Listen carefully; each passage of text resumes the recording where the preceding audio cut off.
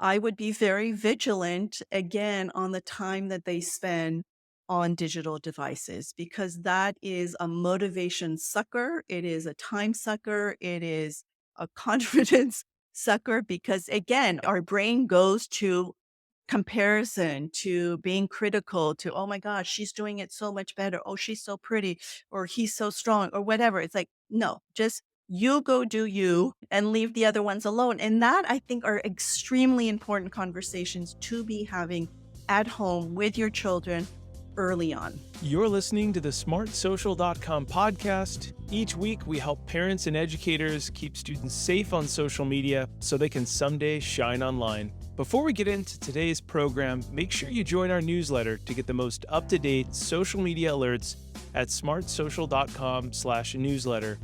Every Tuesday and Thursday, we send out the latest social media app resources that help parents and educators to navigate this challenging landscape with their students. Now let's get to the program. Hello, I am Jeanne-Marie Paynel. I am your parenting mentor, and I basically encourage parents to really let go of the overwhelm of parenting. I know it can be, overwhelming and so forth, but if we have knowledge, common knowledge, we know about our child's brain, about natural development, it can be a joyous experience. So, with my Montessori background and positive discipline, I really guide parents to enjoy this amazing time of their life in that early parenthood experience. Oh, I'm so excited to have you here today. I want to talk about two major things that are really on parents' hearts right now, and I think they're in your wheelhouse. So, welcome to the podcast. And in addition, Montessori, I want you to define for all of our listeners what that means for the different stages of a kid's life. And I'd really like to focus also on how Montessori approaches screen time. What does Montessori mean? And then I want to dive into screen time best practices through the Montessori system. Montessori is actually the name of a woman, a Dr. Maria Montessori from Italy more than 100 years ago, one of the first women actually allowed to go to medical school. And from her medical background, she really observed children and really helped us discover and understand human development from birth through 24 years of age. So I know Montessori is often regarded as just a preschool, but it really is from what I say conception through adulthood. And basically, the notion of Montessori is that we are all born with this intrinsic need to learn, that we're curious, that we're always wanting to learn what we feel is important for us to master in our environment. And children do that from day one, right? You can see that in a child that first year, they figure out how to get up on their 2 feet and walk. That's pretty magical. She really helped us understand brain development. And to me, what is fascinating is that today, a lot of the brain research with scans and everything kind of proves everything that she had told us more than 100 years ago.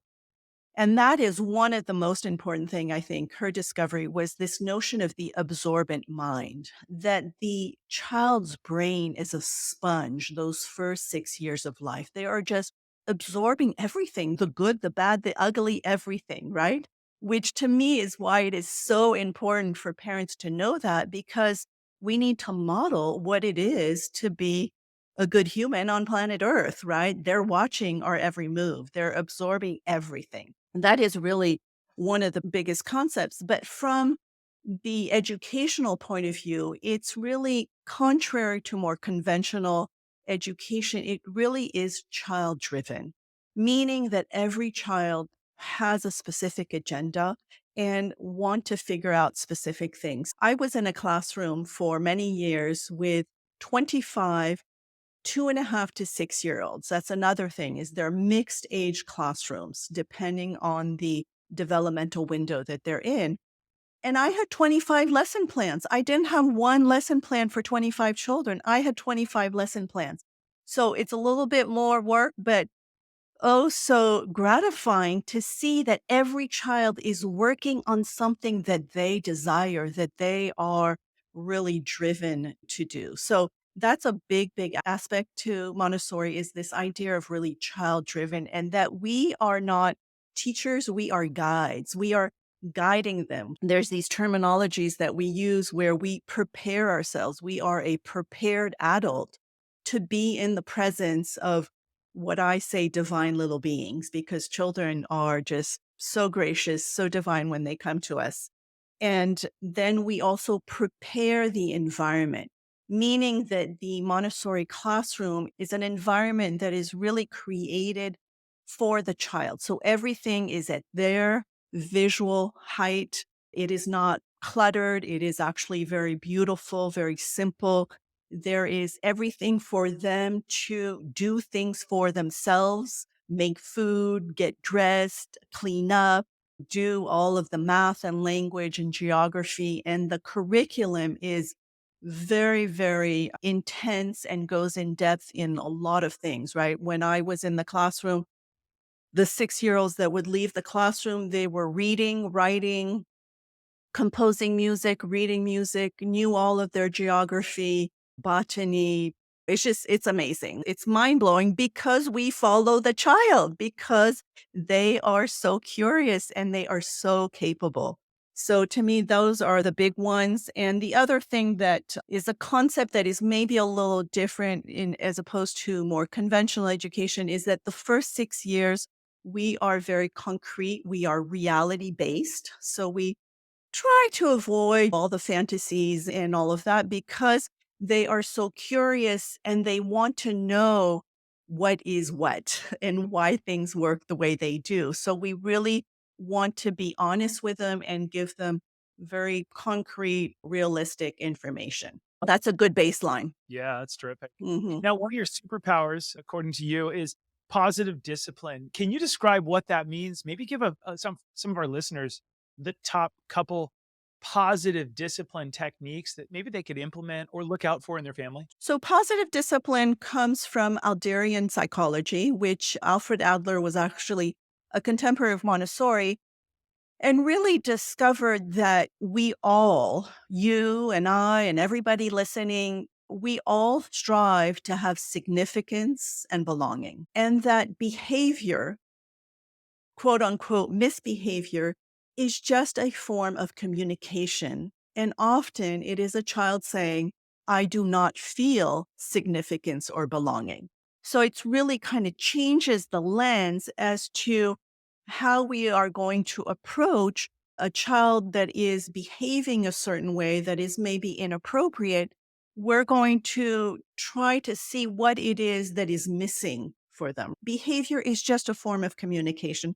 Children are never purposefully getting on our nerves or frustrating us. Like I always say, a child is not giving you a hard time. A child is having a hard time. And it is really us, the adult, to be able to see where the misconnection is. So for me, one of the big thing in positive discipline is this idea that we need to connect with our children before we even begin to try to correct anything, right?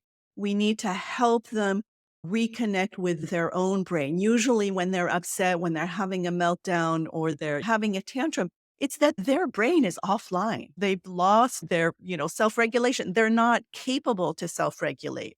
Our brain is still developing until 25 years of age. Our prefrontal cortex is not fully developed. So when we understand that as parents, when we understand that as educators, I think our expectations can be changed. It is kind of some inner work that we need to do as to what is it that I am maybe not providing this child? What is this child needing from me? As opposed to thinking, oh, it's just a misbehaved child, a bad child, whatever. Behavior always has meaning behind it. It's basically that the child is looking for more connection, is looking to have more power, is looking to have something. We really look at that. And so the idea of positive discipline is to be kind and firm.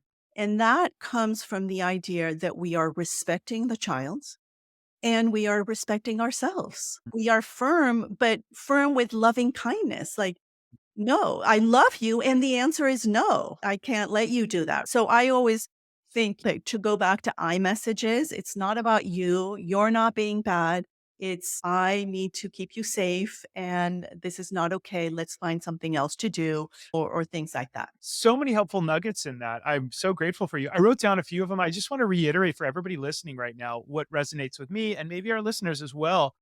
Behavior is a form of communication. I love how you twisted that. And you said, children don't give you a hard time, they have a hard time. You're bringing us back to the humanity of it. How beautiful is that? And Hmm. then another nugget I pulled out of you, connect before you correct. Yes. Before you correct. I love that. And it might sound counterintuitive, Josh, but when a child is having a hard time, when a child is having a meltdown, just get down to their level and say, I see you're really having a hard time. Would a hug help you right now? Would you like Mm, a hug? And sure, we're like, oh, we're so annoyed. What is going on? Like, come on, it's just a pink sock. Put it on, right? But the child is just needing connection. And once we can understand that, oh my gosh, things are so much easier and just so much loving because then there's not this power struggle. We're just, they're new on planet Earth. We've been around a little longer. We need to help guide them along. I love that. What I also love that you did is they're new on planet Earth. You're also basically hitting on the hierarchy of needs. Sometimes they just need a hug. Go back. Exactly.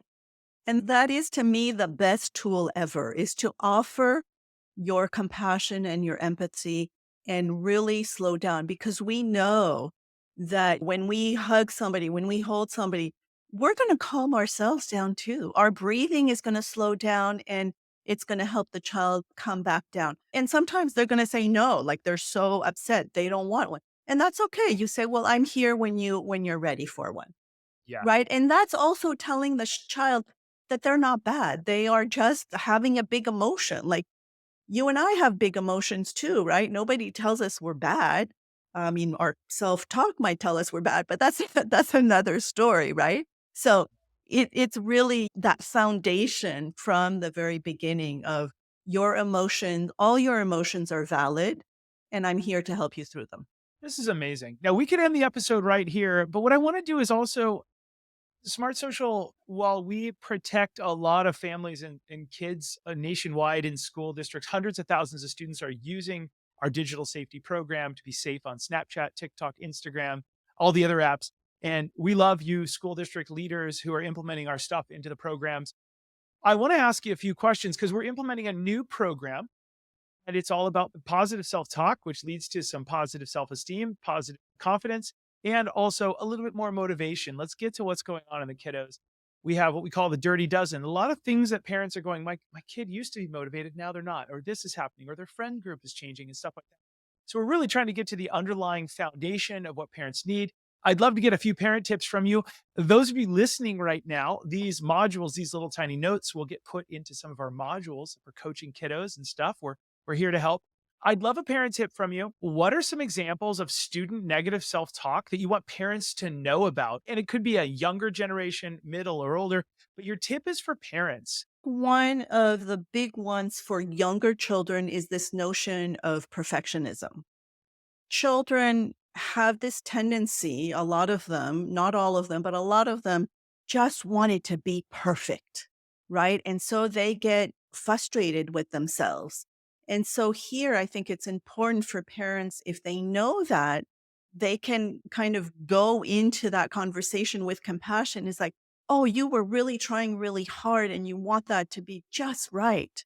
And you have it in your mind for it to be just right. And I can feel your frustration. And we try again, and that's okay. We can try again, right? Because sometimes a child will maybe do a drawing or something, and it's just not what they had in mind, and they Yeah. get upset and then they will stop. So it's about really encouraging that mistakes are always, always opportunities to learn. Yeah. And to me, that is the most important. And to me, for parents, is to model that, right? To talk out loud when you're doing things, when you've burned the food or when you've, broken something or you've had a bad day.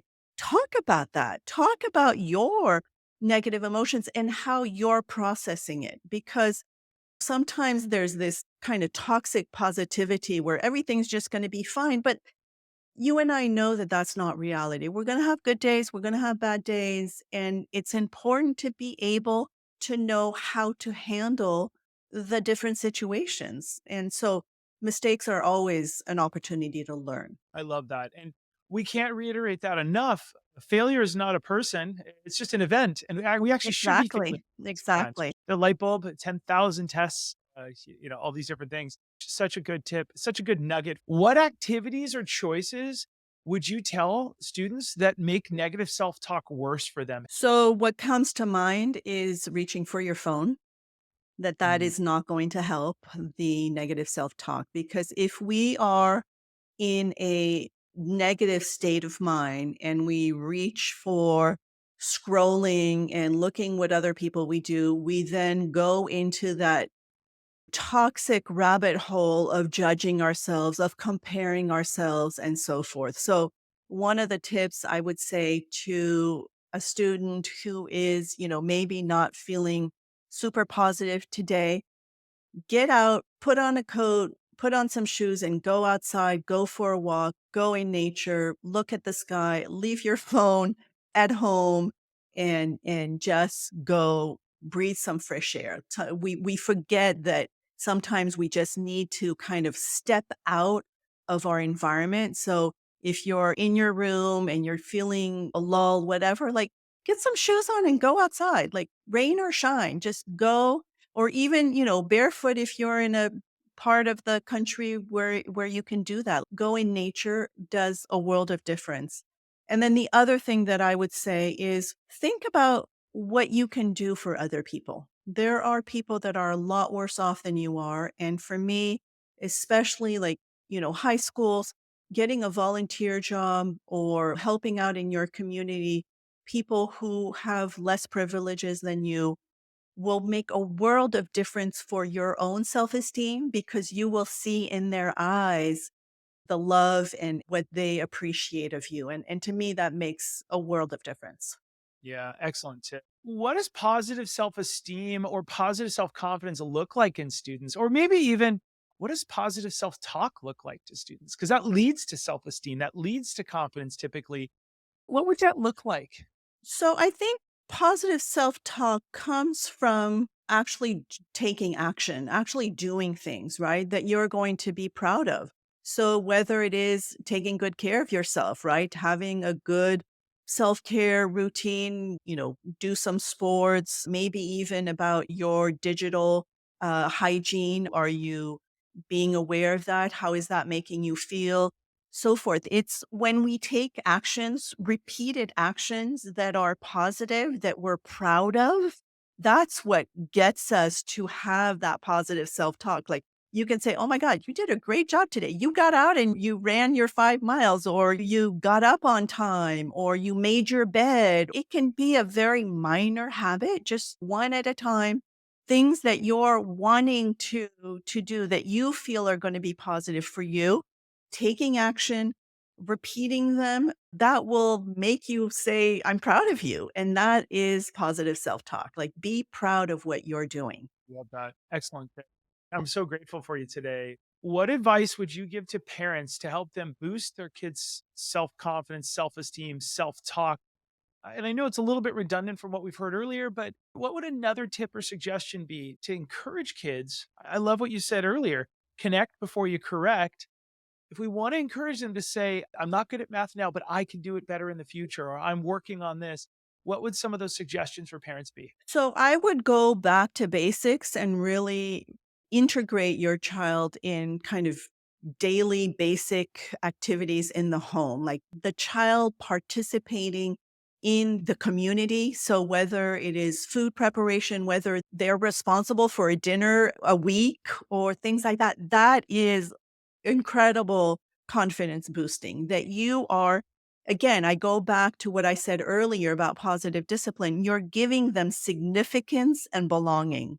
They need to have something purposeful to do, right? So it's about coming together and finding solutions. And one of the tools in positive discipline that I really love, and I actually did a whole talk on this recently, is this idea of having family meetings.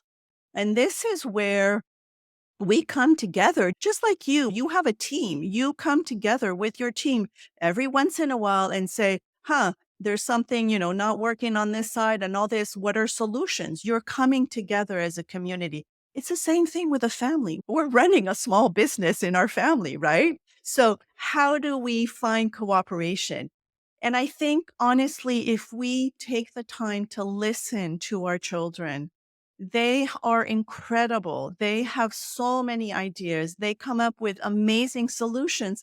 And we have to accept them and go along with this and not think that we need to control everything all the time. Like they're of another generation. Let's get on their level. You are terrific. I'm loving this. They're new on planet Earth. I love what you said. They're new on planet Earth. How cute is that? And great. And how it gives kids grace. Yes, just like when you were, a newborn and a toddler, you didn't know how to self-regulate and what this or that. So we are their guides. We are, when I say to parents, it's like you're not their teacher or their servant. You are their guide. You've been around a little bit longer. You're showing them around and you're helping them by modeling, by by yourself showing, good habits and you're guiding them along because yes, we have to have compassion for these little humans that are brand new on planet Earth.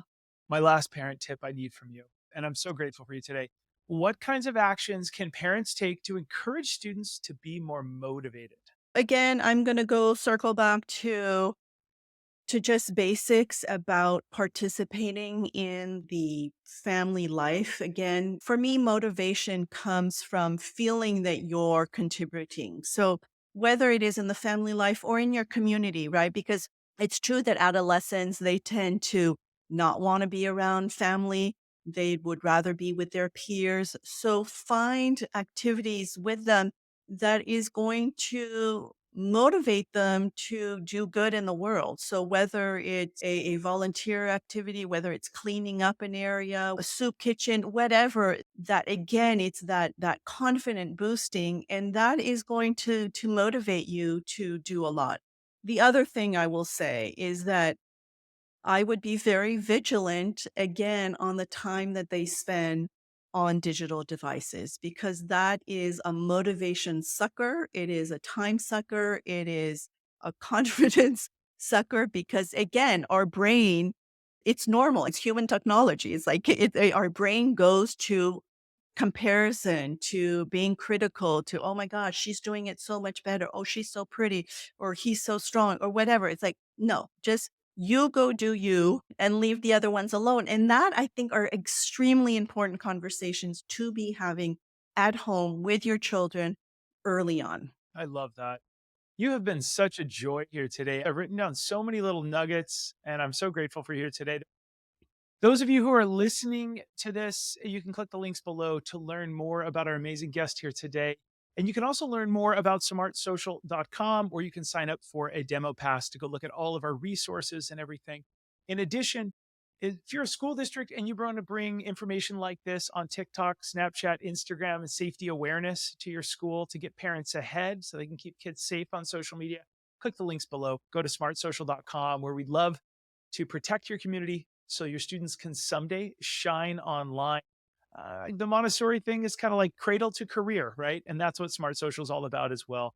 Thank you for your time here today. We do You're very appreciate it. welcome, Josh. Thanks for having me. Thank you. To the rest of you, remember to keep it light, bright, and polite, as the front of my books say, because your kids are watching what you're doing online. We'll see all of you very soon. Have a great rest of the day. Take care. Thanks for listening to our smartsocial.com podcast. I'm your host, Josh Ochs. This episode was brought to you by our smartsocial.com VIP program. It's called the Very Informed Parent Program, which helps you engage your students with teen-led video lessons. Stay one step ahead with our premium parent newsletter and discover hidden features on trending apps on teens' phones and our 54 plus live parent and student friendly events every single year. You can click on the link below to chat with one of our team members if you want a free pass to our VIP program to support your community with our smartsocial.com resources. And if you're a district leader who has a success story, we would love to feature you on a future episode. You can click the links below to reach out. Thanks so much for listening, and we look forward to seeing you on the next episode. Have a great day.